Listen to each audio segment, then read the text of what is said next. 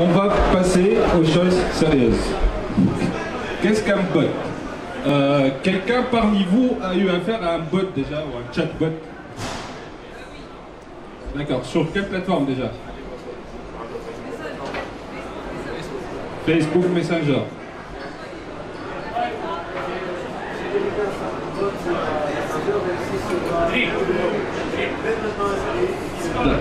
D'accord. Et quel est votre retour d'expérience? Retour d'expérience. C'est bon. C'était avec une entreprise tunisienne, c'était une page tunisienne, c'était... Toi, c'est pour ton propre compte.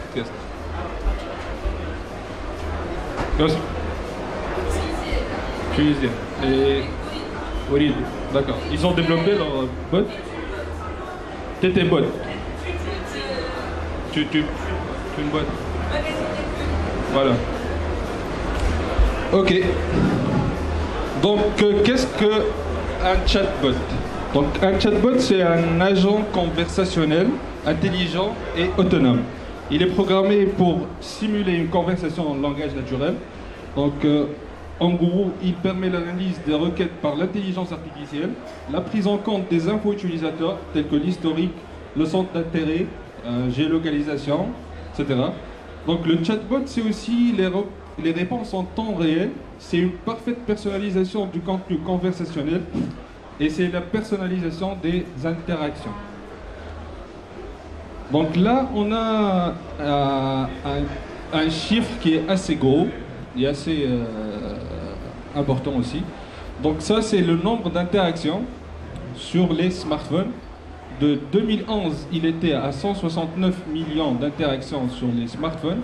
Il va passer à 3,4 milliards d'interactions sur les smartphones.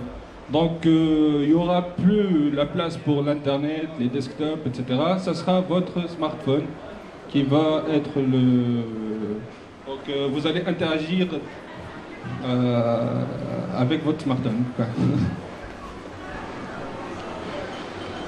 Donc,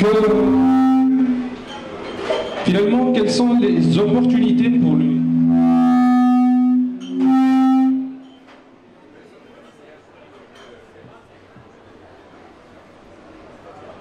Les opportunités pour les entreprises tunisiennes dans les bots.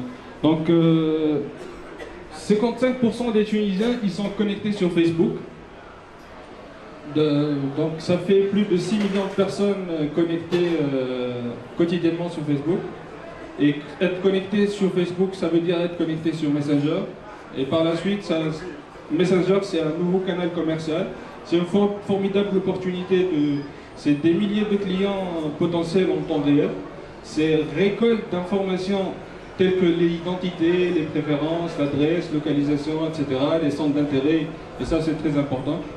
Donc c'est le Customer Effort Score très bas, donc c'est vraiment c'est une très belle opportunité pour les entreprises en Tunisie et il faut vraiment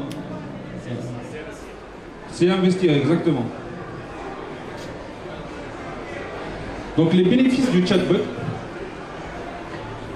pour les utilisateurs c'est une expérience utilisateur sans précédent, plus intuitive et surtout personnalisée. Donc vous avez le droit à un vote conseiller personnel 24 sur 24, 7 sur 7. Et vous n'avez pas à attendre, par exemple, pour appeler Topnet, 15 minutes. Non mais c'est vrai, parce que j'ai fait l'expérience hier. C'est un retour d'expérience. Donc vous pouvez parler avec conseiller client 24 sur 24, 7 sur 7. C'est une autonomie et une flexibilité. C'est une réponse instantanée et personnalisée et c'est aucune application à télécharger sauf Messenger de Facebook que vous utilisez pour discuter avec vos amis. Pour les brands, c'est une porte d'entrée dans la sphère privée de l'utilisateur. Donc ça, on entre vraiment dans les choses sérieuses. C'est offrir un service client innovant. C'est développer la proximité à une clientèle jeune, c'est envoyer des notifications contextuelles et c'est fidéliser les clients. Donc, Donc si tu entres dans la sphère privée de l'utilisateur, qu'est-ce que cela veut dire? Donc si tu as quelqu'un qui est connecté à ton bot, tu as accès à toutes ces informations. Donc ses centres d'intérêt, sa géolocalisation, son âge, toutes les informations. Et si tu as toutes ces informations-là, tu peux faire un traitement énorme derrière. Donc là, c'est tu peux le machine learning, la big data, etc. Donc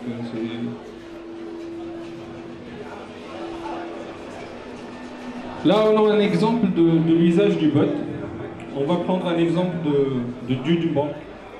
Donc certainement vous utilisez votre accès à la banque en ligne. Donc là, la banque en ligne elle peut être remplacée sur certains services dans un bot. Par exemple, vous demandez la dernière transaction, il vous répond 50 dinars chez les magasins Carrefour ou 100 dinars chez Carpe Diem hier. Donc c'est des informations et conseils, c'est des services, virements, consultations, etc. Donc c'est une multitude de services qui peuvent être mis dans le bot directement. Tu peux même faire des transactions, tu peux même acheter des produits ou des services directement via le bot. Donc là, on a quelques retours d'expérience. Vraiment des premiers utilisateurs qui ont adopté les chatbots. Donc on a par exemple OCBC Bank. Ils ont un chatbot qui s'appelle Emma. Emma, c'est 90% de taux de satisfaction. C'est 10% de taux de transformation. Sur 20 000 sessions de chat réalisées, 2000 nouveaux contrats signés en 2 mois via ce biais. Search by Orange, c'est 25% de trafic en plus. C'est 20% de contacts service client en moins et mieux qualifiés.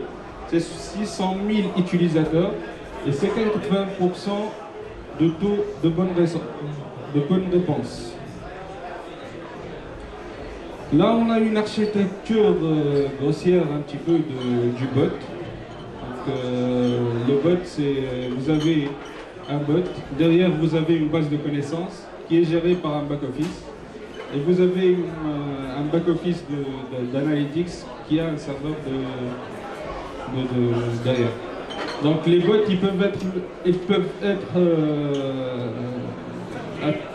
publiés sur une multitude de plateformes. Donc Facebook Messenger, sur WhatsApp, sur Slack, sur Skype, sur Click, sur Line.